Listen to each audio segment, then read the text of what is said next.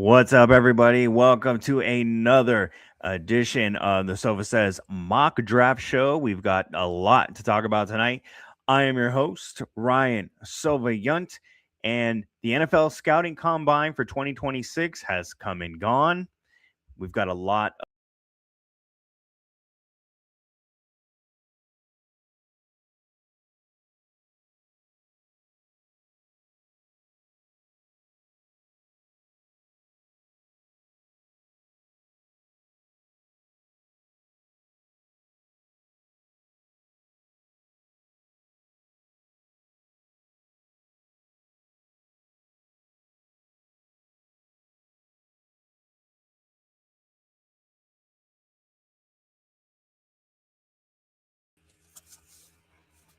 All right, guys. Sorry about that. We got booted off here for a second. That was bizarre. Welcome to the Sova Says Mock Draft Show post NFL Scouting Combine edition. So happy for everyone that's joining tonight to have you with me here. We got a lot to talk about, a lot of fluctuating, some standout performances from the NFL Scouting Combine that are, you know, some that really stood out and may or may not have jumped people up the boards here. So that's why we want to kind of break things down. I know free agency is less than a week away. So, some of these things are going to change as free agency changes and as the team needs change, as players are added to these rosters and subtracted. Especially in the case of Cincinnati, Trey Hendrickson gone after his successful run. So it sounds like an edge rusher once again is going to be a big need for this team. So let's talk about. Let's get into the mock draft here. We're gonna share our screen here. So we're gonna try a different simulator tonight, just to kind of we're playing with scenarios from now until April. So this is just going to give us a different look and, hopefully play out slightly different with slightly different rankings. Again, we are going through 7 rounds tonight. We're going to see how this plays out. And at times we will pause and kind of, look at how things are setting up. We'll look at available players and kind of talk through some scenarios. It won't just be, picking and moving on. All right, so let's get going here and let's see how things start off.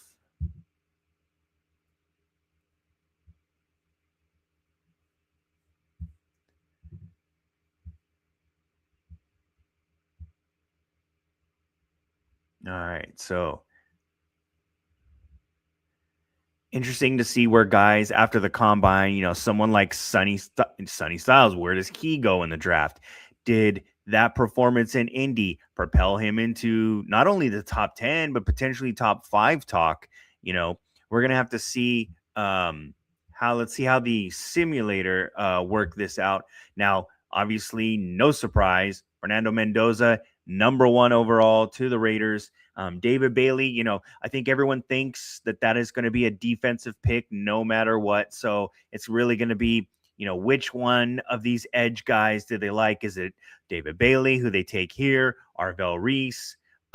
Here's where it starts to get interesting for this simulation. Caleb Downs, the safety from Ohio State, goes number 3 to the Arizona Cardinals. Now, whether or not you believe the smoke and the rumor mills coming out of Indianapolis last week that Caleb Downs has a degenerative knee issue, I don't personally. I think we are in the lying season, hoping I think some teams are hoping that the opposite of what just happened. They're leaking information, hoping to get Caleb Downs to slide down the board outside the top 10, definitely outside the top 5.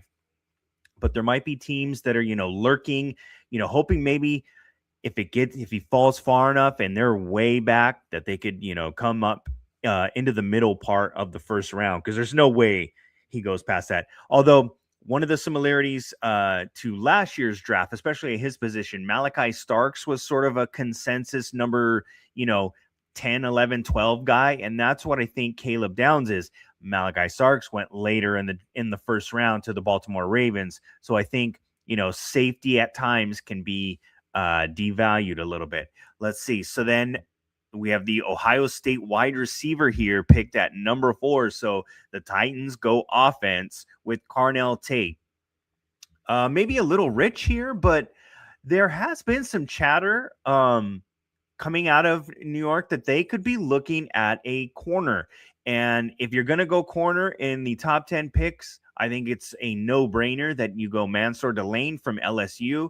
So that's the pick here. And we talked about Sonny Styles. Browns go. So the Browns add to their defensive rookie of the year last year and Carson Schwessinger, and add Sonny Styles, a guy that's like shooting up the boards as this process continues to move forward and advance further and further. You're looking at a guy like Sonny Styles as more teams, as more media, as more fans start to dig in deep that maybe didn't watch every Ohio State football game. As they watch more and more, they are falling in love with the player that Sonny Styles is. Some people are comparing him to Fred Warner, calling him the next Fred Warner. Fred Warner is the pinnacle right now of off-ball linebacking. Not a pass rusher, 3-4 outside backer. He is a run and chase, a fill, rush lanes. He is great in coverage, and occasionally you can send him to the quarterback. And that is describing Sonny Styles to a T. So the pro comp for me as well for Sonny Styles is going to be Fred Warner, and what high praise. Ruben Bain goes to the Commanders. The Commanders did a bunch of retooling. Well, not necessarily retooling, but signing with defensive linemen today, just kind of filling out their depth and making sure some of those guys didn't hit the open market with free agency scheduled to technically start Wednesday, but all the real stuff goes through by the time the 90% of the big names are going at that point. So you look at this, Ruben Bain, a guy that was picked to pieces in Indy because of his arm length.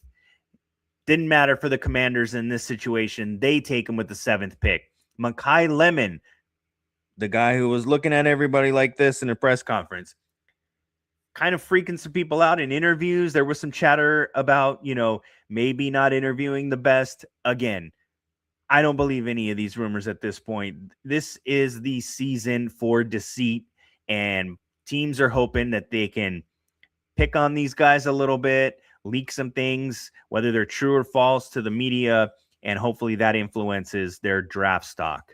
The Chiefs, number 9, go Jeremiah Love. So they take the heir apparent to Kareem Hunt and Isaiah Pacheco, and they bring in the best running back in this year's class. All right, so that's going to leave the Bengals at number 10. And a couple of names are on here that I don't think that in most mock drafts people would assume are going to be on the clock. Arvell Reese. Now, we talked about linebackers who, sort of fit that 3-4 outside mold. Arvell Reese is both. Arvell Reese could play off ball and be a run and chase will style linebacker, but he could also line up on the edge, whether he's standing up or with a hand in the ground. Arvell Reese is a, utility knife and a really talented player. Francis Mauiga from Miami. That's another guy who has a lot of top 10 discussion right now. Still on the board. Now, obviously, I think the Bengals feel pretty comfortable with their tackle situation, especially their right tackle situation. They re-signed Dalton Reisner, so the guards are both set. Their starting 5 is good to go. I don't think offensive line is in play here. So I think the no-brainer for a team that is looking for an alpha on defense, is looking for dogs, looking for hunters on defense, you just cannot pass up a guy like Arvell Reese. So we're going to take Arvell Reese with the 10th pick.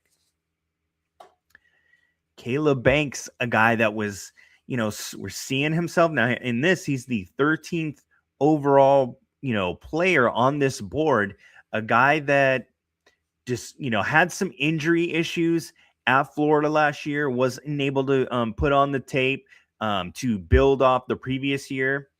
A guy like Peter Woods had a little bit of a disappointing 2025 season, unable to build upon the production he had in 2024. So he's a guy that was still on the board. Let's see. Peter Woods just went to pick 30.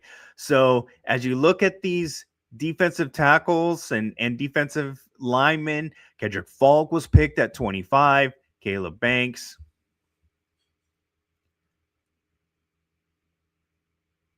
All right. So this will be not quite up to date. Still have the Rams here picking at 29. They traded that pick to the Chiefs as part of the compensation to grab,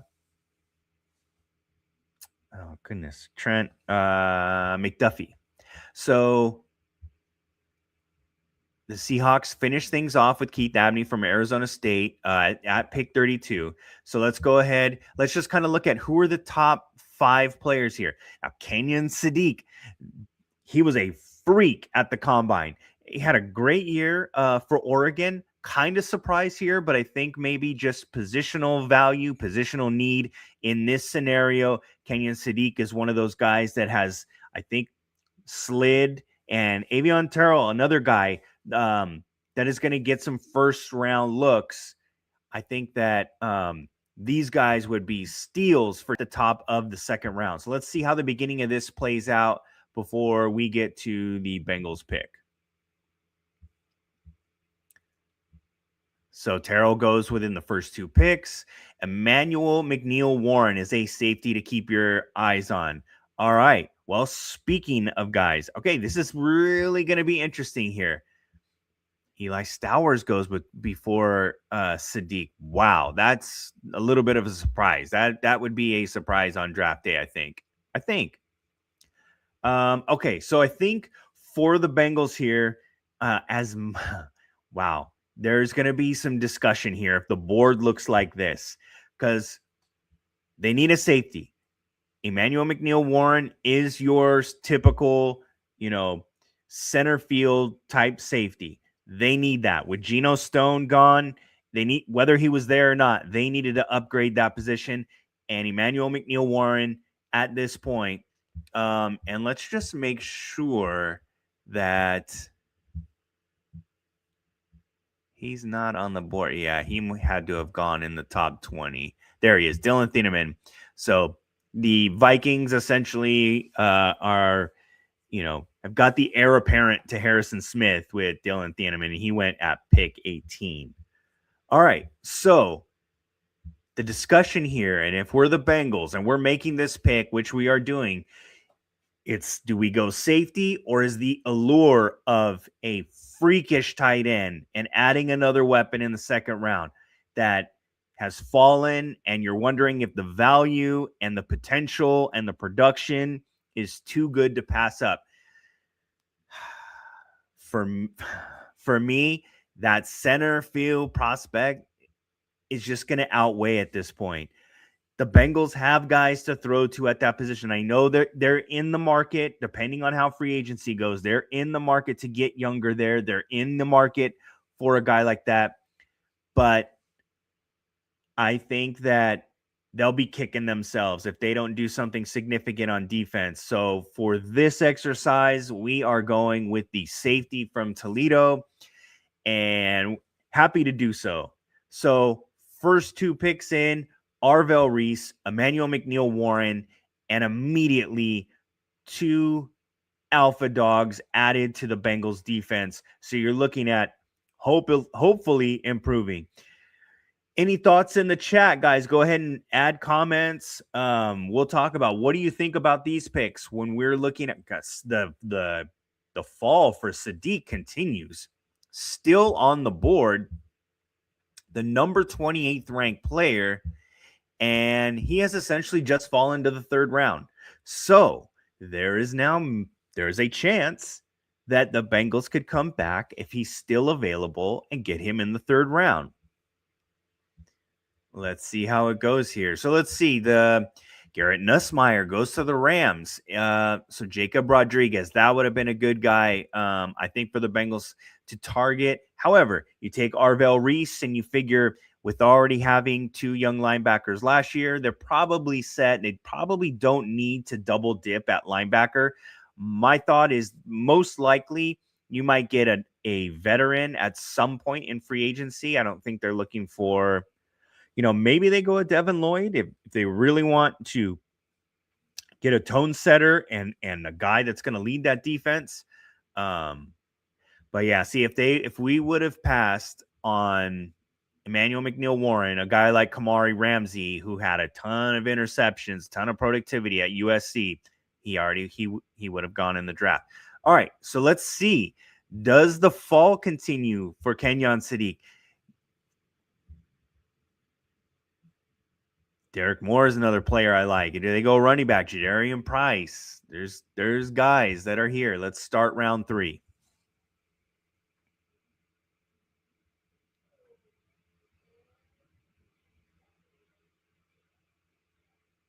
Wow. Still on the board. Now, as we look here, Gabe from Illinois. That's another guy that you need edge pressure. Derek Moore went. Derek Moore would have been a guy to really, really have a conversation about, you know. Yeah, Derek Moore went 66. He was the second pick of this round. So a pair of edge rushers to start off the third round here makes a lot of sense. All right. We're not going to debate this. We debated him in round 2, and the fact that he's still here in round 3, the value, the potential, the athletic ability, the production, everything here is screaming for us to make this pick and address other needs at another point. And just you can't, it doesn't hurt ever giving your quarterback an elite weapon, and that's what Sadiq, projects to be at the next level with his athletic profile and his production at Oregon. Jadarian Price is a guy, but don't want to go too offensive heavy, but wouldn't mind a legit home run threat to sort of pair with Chase Brown and take some of those carries away from him. Not essentially take them away, but, shoulder some of that load with him. All right, so let's kind of see how this picked out. Again, guys, I don't think would have been in play too much. Kyle Lewis is a linebacker I like. Bud Clark, another safety. You know, maybe sort of more of a box safety, although I don't think he has true nickel capabilities, so he might just be a hard-hitting center fielder. Jason Barham from Michigan, the edge goes. Malachi. So Marlon Klein I feel like this is a really early draft spot for Marlon Klein going in the third round. But, he looked great in Indy, and maybe that influenced some people right here. So let's see how the start to round 4 goes as the Bengals look to make a pick. The 10th pick in this round. Another tight end goes. Wow. Seth McGowan before Jadarian Price. I think a lot of people are projecting the two Notre Dame running backs to go 1-2 to be the first time that's ever happened, with teammates being the first two running backs. The closest thing we've had is the Auburn kids back in the day when Ronnie Brown and Cadillac Williams were both drafted in the top 5, but did not go back to back. All right, so Jadarian Price, who we've talked about, Danny Denise Sutton, Jake Slaughter, offensive line. Is this a time to dip into that? Markel Bell, huge tackle, 6'9", and Bengals like giants at the tackle position. Is now this a spot? I'm very curious to know where these 3 techs still sort of remain on the board. And so, unfortunately, guys Carson Beck going in the third round. So a lot of these guys have gone already, whether they're on the nose or true three techs. But as we kind of go back here, yeah, Grayson Holton, 54. So that was a dude that was a freak show at the NFL scouting combine. Daniel Jeremiah messaged me before the combine and said, this dude is going to test like a freak. And he called his shot, and he was 100% on the money with that.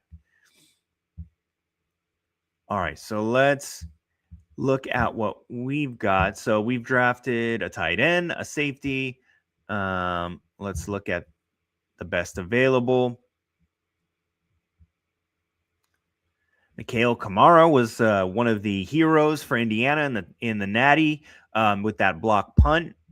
I just haven't seen enough of him to think that he's a guy that I'm to give a fourth round grade. I just don't see the production from him. He's not your typical screaming off the edge pass rusher. Now, what I do like here is maybe addressing the wide receiver position with Cyrus Allen.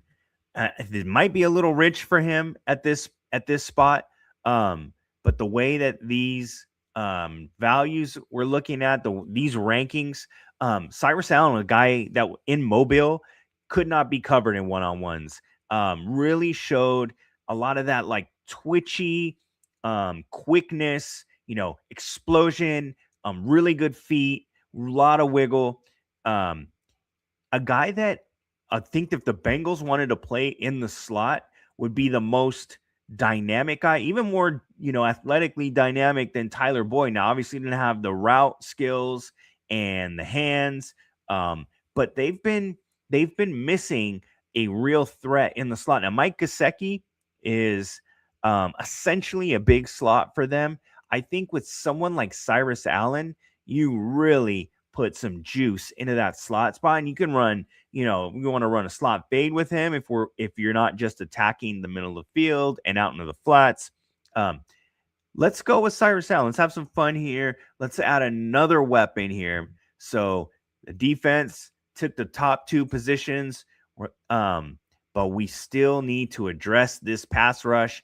And not knowing at this point what they've done in free agency. Now, Arvell Reese, can get after the quarterback. So you sort of get the best of, you sort of make a hybrid position there, and you get like off-ball talent and a pass rusher, sort of your 2-in-1. But let's see how this thing continues to play out. Jake Slaughter, a guy like as a center of the future.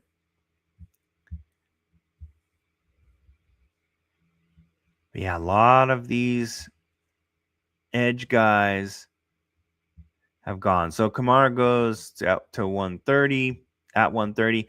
Hezekiah Masses from Cal, that corner, that's a guy I would have really thought about if coming back into this round. Tons of production at Cal last year. I think he had 8 interceptions. He had definitely at least 6, but I think he had a crazy number like 8. Well, let's start round 5 and continue this. See how we're going. What do we think? What do we still need here at this point? We've taken an edge / linebacker. We've taken a safety, and then the tight end who falls, and it was just too good to pass up at that point. I mean, it was almost too good to pass up in the second round, but you see him in the third, and you're sprinting that, card to the podium. And then we go weapon again, and we're looking to make that slot position for Joe Burrow a lot more dynamic and athletic.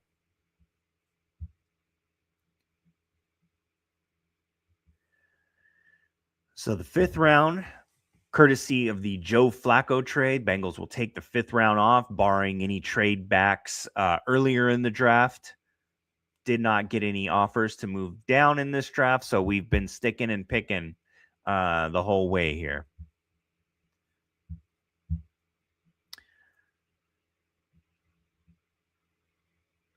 Some teams getting some more tight ends off the board. Lots of linebackers going here. Not too worried about the linebacker position since we took one with our first round pick. But let's start round 6. So we picked twice here and pretty close together. Mike Washington, the running back from Arkansas, is a guy that flew at the combine. Was really fast. Now here we go. Guard is a position that you're always sort of looking to improve. Jaden Roberts is a guy I like. A lot of starts at Alabama. Good run blocker. But man, Mike Washington could add something that could be that spark. Just want to see sort of what is still remaining out there on defense as we look to like really pick up the intensity on defense. Now, at this point, the guys with these values, these are all offensive players. We're like a ton of tight ends. We did there is a safety that is sort of interesting here to think about. Bishop Fitzgerald dealt with a little bit of injuries, but the USC safety duo, I watched every game this past year, and they are super talented. You're just looking at, maybe some size limitations with Bishop Fitzgerald, and some injuries, but we drafted a safety already. Any safety going next would be maybe a guy that is replacing Tyson Anderson on special teams and just adding overall depth, because I think Jordan Battle, maybe pushing Jordan Battle at some point, because the safety we did draft, Emmanuel McNeil-Warren, is not that same style as like a Jordan Battle. He's going to be the perfect center fielder for, I think, what Al Golden wants to do on defense. So again, we are staring. Looks like we're staring offense right in the face here. And it's going to be, do you go with the running back and you want to really add some juice, a home run type hitter to your team? Let's see what was his 40 at the combine. I think Mike Washington ran a 4.3.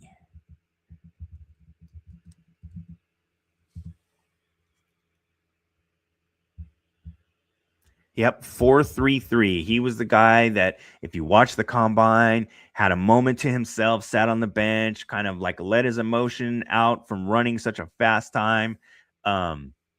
Productivity wise, let's look at what we were looking at, because he's got the speed to be a home run hitter for sure. But what was sort of his overall?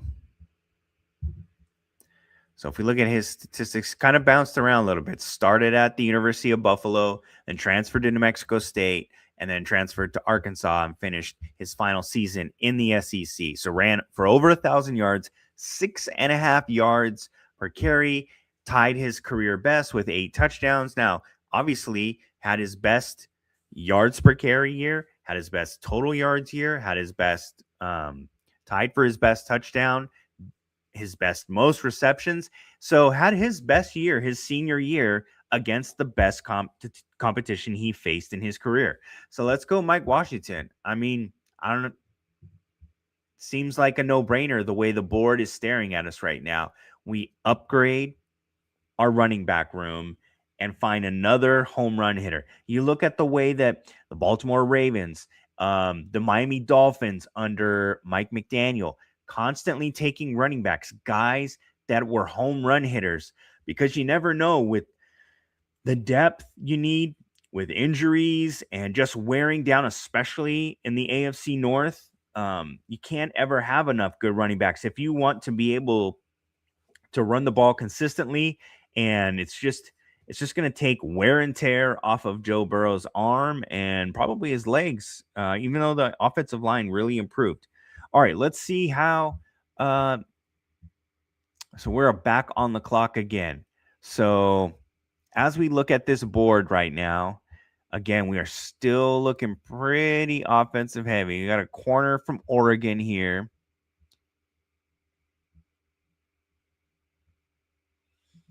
We've taken the tight end. DJ Harvey is a guy that just kind of inconsistent at SC. Here we go. Here's the guy right here. Zane Durant has an insane motor and is a really kind of undersized, but super athletic, 3 tech. This is the guy right here that I have my eye on. Now, we're at pick 198. We still have another pick next round, but that's going to be in like the 220s. So I don't think you can hold off on drafting. There's a good chance he's gone because the guys that play his style at this point are all off the board right now. So let's go with Zane Durant. I just can't let him go. If we were to come back around and he was gone, I'd be really upset that we missed out on him and his value for our team at that point. I know you never want to get too deep into picking for need because we've seen so many times where that hurts and that's, led to bad drafts for the Bengals. I think with Zane Durant right here, I think he's still despite his overall ranking, I think he had way too much value right there to risk not being able to come back around and get. See, pick 227, and I think he was like he was like value 228 or something. There was no way we could do that. All right, so as we stare at our final pick of the draft, we've taken a linebacker / edge, we've taken a safety, taken a tight end, wide receiver, running back. So some really explosive weapons on offense. Wouldn't think that this would be the draft that the Bengals are going to add 3 explosive playmakers on offense. The way the board fell, they had no choice but to stick and pick those guys. All right, so let's look at what we've got here. Again, really offensive heavy. Wide receivers wouldn't want to take multiple wide receivers. I think the Bengals are fine there. Vincent Anthony Jr. Here's a guy that had a lot of production at Duke. I think he had 8.5 sacks this past year. Has some good size. Let's see if we can find his RAS score, if that's out yet. Because let's pull up his stats. I think he had 8.5 sacks and like 13.5 tackles for loss, if I remember correctly. Just a guy that at Duke was their top edge rusher. All right, so 7.5 sacks, 13 tackles for loss. So a guy that was in the backfield making plays. Just a really good edge rusher here. Let's see if we search for his athletic score.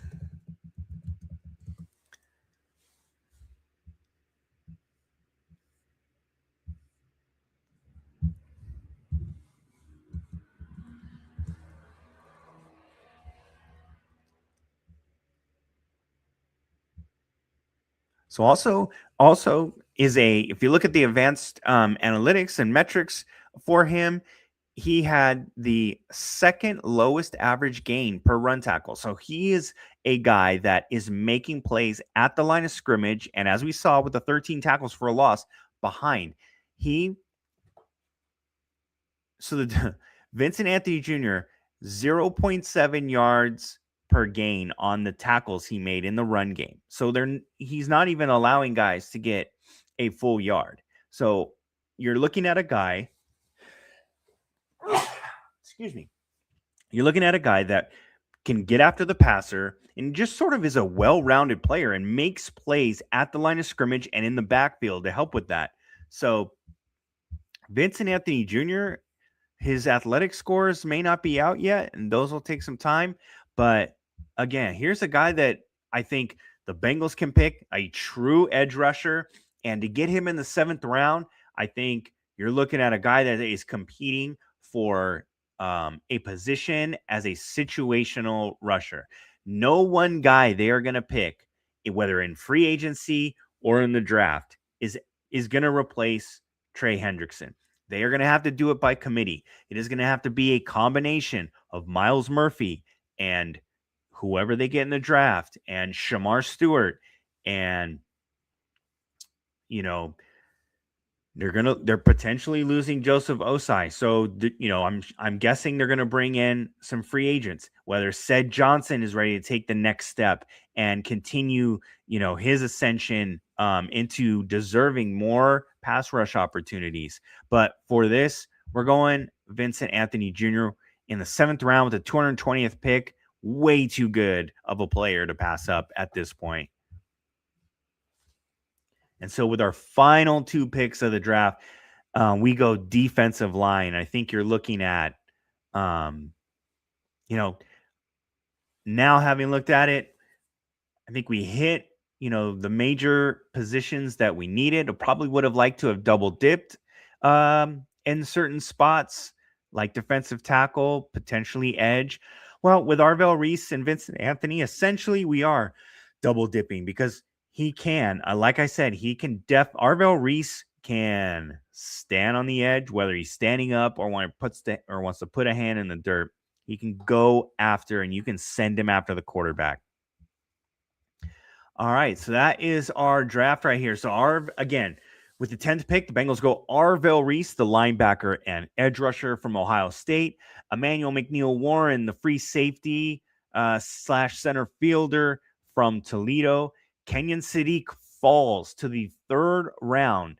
Wow, that was still maybe the craziest moment of this mock draft, was seeing him available there. The tight end from Oregon, have to take him. Cyrus Allen, the speedy, jitterbug, elusive wide receiver from the University of Cincinnati. Bengals take him in the 4th round. With no pick in the 5th, they come back with 2 in the 6th.